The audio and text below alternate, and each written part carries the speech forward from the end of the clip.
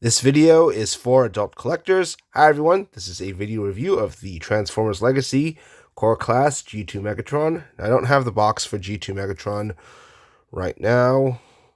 Haven't been able to find it. However, so for the opening part of my video, I'll put it next to the G2 Megatron, the larger one from my previous review. As you can see, they're standing together like father and son. Comparing these two, they're very similar. They're both G2 repaints of G1 Megatrons that turn into tanks. Obviously, the noticeable difference is how much is that the kibble on the core class Megatron doesn't fold up as nicely as it does on the Voyager class G2 Megatron. Aside from that, though, and the obvious differences you'd expect, like less detail, less paint apps, fewer articulation seams. It feels like the core class one is just a smaller version of the bigger Voyager class G2 War for Cybertron Megatron. Of course, despite their similarities, these were released in different time periods. This one was from the days of the War for Cybertron trilogy, and this one was from Transformers Legacy. This is a repaint of G1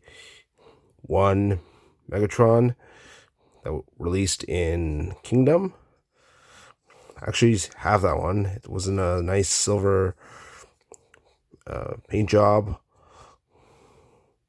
all over. You can see even like the paint jobs are similar, like the way the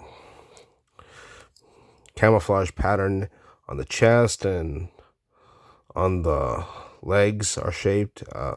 Except there's not really any purple on the shoulders, but that's usually a typical difference between a smaller figure and a bigger one. The smaller one has less detail packed into it.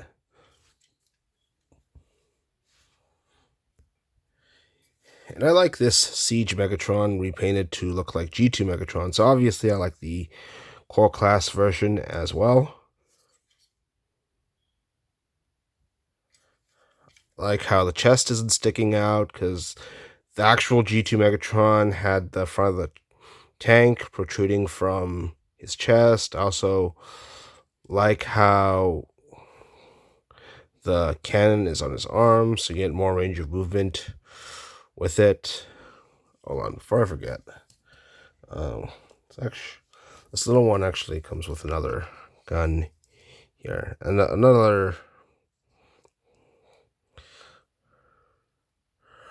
subtle similarity is that you get the treads on the back legs, just like G2 Megatron had. Another similarity that this one had is that you get part of the tank on the shoulders, which is actually more accurate to how the G2 one looked. Here, the shoulders are meant to resemble the safety thing of a gun, because it was meant to look like, because the Siege Megatron was meant to look like G1 Megatron 2, even though it turned into a tank. But I think it's got those shoulder pieces that were part of the tank. It's more accurate to the G2 Megatron.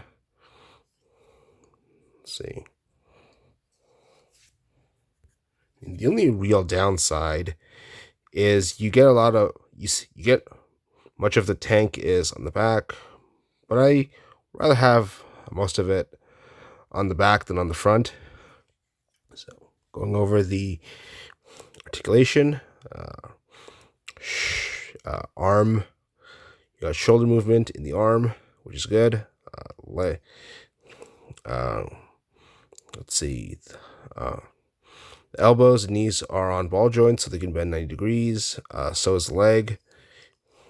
Here, got hip rotation.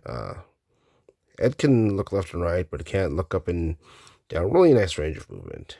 And accessories are fine too. Definitely nothing on the level of a big spear on the side sticking out, but I think a gun and a fusion cannon and another gun he wields is serviceable for this smaller Megatron. So, yeah, all in all, really good articulation for core class figure. Also, really like this, just like I did with the bigger G2 Megatron I showed earlier. All in all, robot mode's great. I think it's more accurate to the G2 Megatron because of the tank shoulders. So let me get this transformed. I just want to rotate this part of the arm here. So the side sticking, it's flat side sticking out. Rotate the arm here like this, and then you want to get, just like with the Siege Megatron, you want to get the kibble on the back over the head. And you want to consolidate the arms into the back, and of course you get the rotate the hips. It's very similar to the how the Siege one transforms. I'm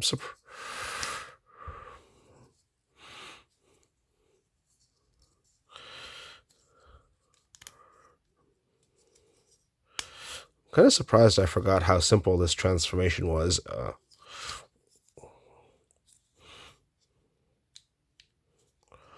When I transformed the minor Megatron, it's basically just the same transformation as Siege, but I guess I forgot how to transform it. And yeah, so this is the part I find strange. First, I want to get the gun into the cannon here. So yeah, now you got him in tank mode. I'm not sure if this is how it is. Should the tank thing be up like here? Because I think this part should be sticking out, but then then I can't push the back part of this up anymore, so I don't know. It's not a problem on the Siege Megatron because the hip actually pushes forward when you rotate around, but I'm not sure how to do this, or maybe I should just leave it down like so. Anyways, this should give you some idea of how to transform him.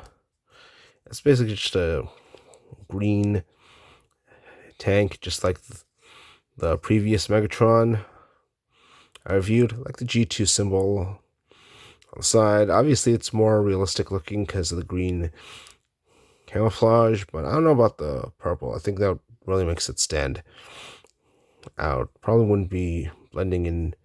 I'm not sure if that helps Megatron blend in well with anything if you've got all this purple, but I guess purple and green are pretty good as bad guy colors.